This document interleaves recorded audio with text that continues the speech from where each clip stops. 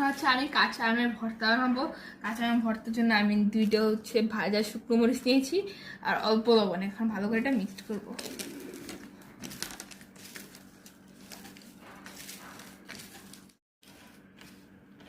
এখন হচ্ছে মরিচটা গুঁড়ো করা শেষ। এখন হচ্ছে আমের হাতে ভালো করে এটা মিক্সড করবো।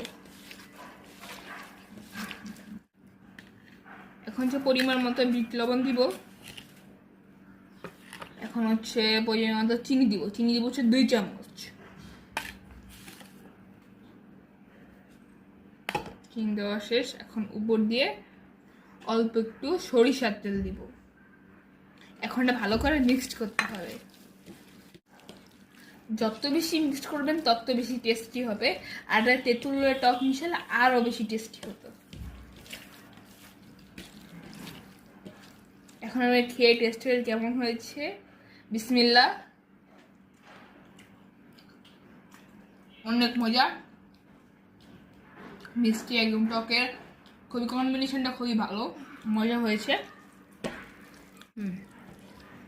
বাস ফাইনালি ভর্তাটা কমপ্লিট।